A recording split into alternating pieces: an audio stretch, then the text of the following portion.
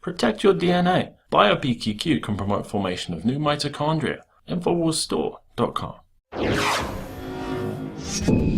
Now, joining me to talk about more private property issues, which are a fundamental right of individuals. And we're not going to be free individuals, Leanne, if we don't have that. Joining me now is Leanne McAdoo. And of course, Leanne, as I was talking about in the last segment, Obama, with a stroke of the pen, is taking millions of acres, actually over 253 million acres of land and water rights from people. And a lot of people who don't live in the country don't understand these surface rights, because the only property rights they think of are their homes. Right. But we've got millennials who don't even have homes, and they're not really paying too much attention to this, but some are beginning to think about it. Right, and of course, when I was tweeting this article that I want to talk to you about earlier, someone sent back the 2050 plan for states like Michigan, where now they're not even including mineral rights there when you go to get the deed for your home. So they're eliminating these things altogether. Wow. And that's across the board, because here in Texas, that happens a good bit when you buy a home, because there's so much oil and natural gas there. The people who owned it before will take that out of the contract. That's something you can negotiate or not decide not to buy it. But you're talking about with the 2050 plan, nobody will get that on anything. And so you're going to see, obviously, you know, the older generation, they might be surprised by this, but millennials, they don't even care about property rights. They don't even care about owning a home. So by the time 2050 rolls around, they're not even going to be used to ever imagining that they could have once owned the minerals underneath their property. And so now, kind of switching gears to some other rights that we don't even think about and that we're giving away for free, is our personal data. Yeah. And something that millennials do care a lot about is... We got data mining as a kind of rights for mining. We're talking about how the miners are being driven off of their property rights, which are truly property rights. The mining rights, the logging rights, the grazing rights, the water rights. Those are property rights just like your home. But now we've got the data mining. Right, and there are companies out there making so much money off of your personal data, and we're not being compensated for it. And so we'll talk a little bit about this at the end of the segment, about this could be a really great solution to the economic blow that we're about to be experiencing with the automation of all of our jobs. Now, this article came out today talking about rampant wealth inequality in Silicon Valley could make San Francisco a ghost town. So what you have here is a lot of millionaires from the tech industry moving into San Francisco, and they've basically made the cost of living there so astronomical, and even in surrounding cities like Oakland, it's becoming impossible to live there, impossible to drive in. So they're saying that eventually all of the maintenance workers, drivers, support staff, customer service, anyone that works in a restaurant, they're not going to be able to afford to live there, and it could eventually become a ghost town. And it's kind of amazing, because they've said, okay, well, if you make an income of less than $250,000 a year, we'll give you some subsidies and housing so we can have some diversity in the neighborhood. So we don't want everybody to have it too homogenized with elitists there who are just the owners of these companies. But that's really where this is all headed, with the globalist elitists. I mean, you want to talk about a lack of income distribution. You want to talk about all the wealth flowing to the top. That's what truly is coming with automation, and people don't realize it. And nobody realizes this. I've got a quote here from an MIT engineer who in 2013 said, "Oh, robots taking over our jobs, it's not going to happen in our lifetime." And now we have stories where there are already thousands, hundreds of thousands of people's jobs are already being taken over by robots. Wow. So, and this is just the beginning. And these are, you know, beta test robots. These are just the first edition. So we have no idea how it's really going to be. And it seems to be spiraling pretty quickly. So, I mean, just to put it in perspective, one-bedroom home in San Francisco, a one-bedroom apartment is about $3,600 a month. A two-bedroom is nearly $5,000. So, but here where they're talking about this becoming a ghost town, it's kind of interesting, because Silicon Valley is where they're building the robots. So rather than it becoming a ghost town, we could potentially be seeing the beta test for a fully automated city, because they could just build the robots that they need to do any of their sales representatives there in their stores and their shops if they want to go order some food at a restaurant, because they've already got a first fully automated restaurant in San Francisco. The meals appear in little glass cubbies. The customer orders it there with an iPad at the front. And, you know, there's no wait staff, no cashier.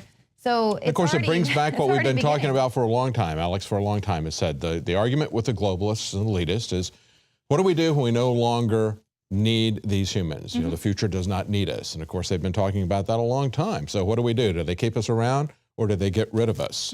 Okay, and that's really the key. This is something that, you know, we've seen economic displacement before in sector by sector.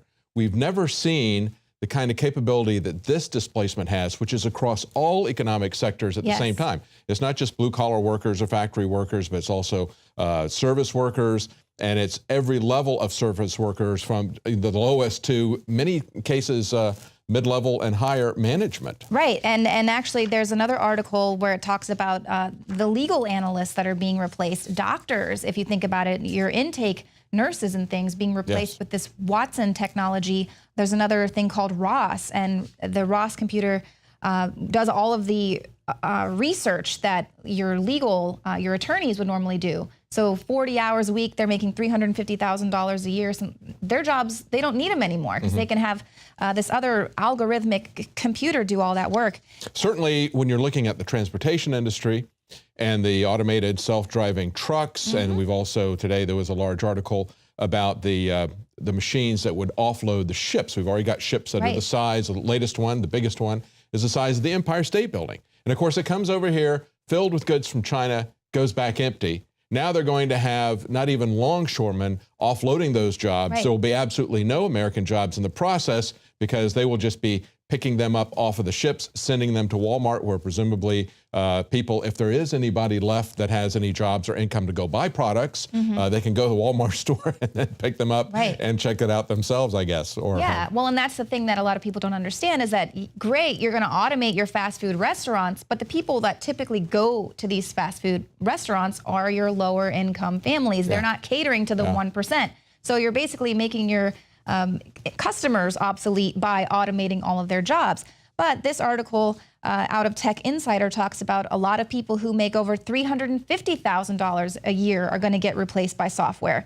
So it's not just doctors and some legal people as well, but it's also finance employees. They're also being, so Wall Street, I mean, your jobs are going to be obsolete as well. It's broad-based across all different industries, and it's from top to bottom.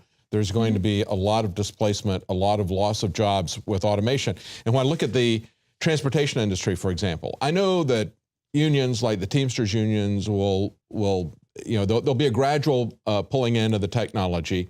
And even after they've automated the driving between cities, they will still need drivers within the city, probably, or they'll regulate that, or the unions will come in and say, no, you're not going to get rid of our workers. We're going to have them setting in the cabs for whatever reason, but then that will eventually be phased out. So it's just a question of the amount of time before they phase out all the workers in transportation and in shipping and all that sort of thing. And so some industries are pretty much going to be gone completely.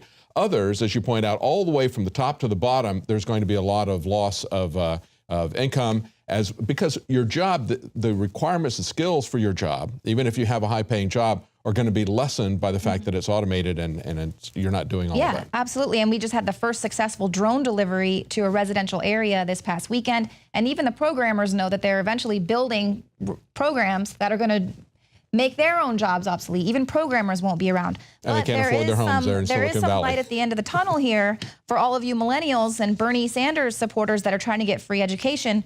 What you really need to be pushing for is this solution. This is out of the LA Times, the data mining royalty fund. And they say this is one way to cushion this economic blow is to reclaim something from technology that we've been giving away for free, our personal data. Companies that sell this personal data should pay a percentage of the resulting revenue into a data mining royalty fund that would provide annual payments to U.S. citizens, much like the Alaska Permanent Fund distributes oil revenues to Alaskans. This payment scheme would start with traditional data, but of course it would extend to any future forms like our biometric data, our facial expressions. If Google and Facebook were profiting from harvesting timber, oil, gold, or any other public resource, it would be illegal and immoral for them not to pay for it. Of course, that presumes that they're going to be selling things to people who have jobs, okay? And if they don't, then it's simply going to be a controlling mechanism, which is increasingly what Facebook has become anyway. All of these social media sites are really data mining for the government. That's what the Bernie Sanders people need to understand, as well as the Republicans. We need to understand where this is truly headed. Well, that's it for tonight's Nightly News. Thanks for joining us. Join us again tomorrow night at 7 Central, 8 p.m. Eastern.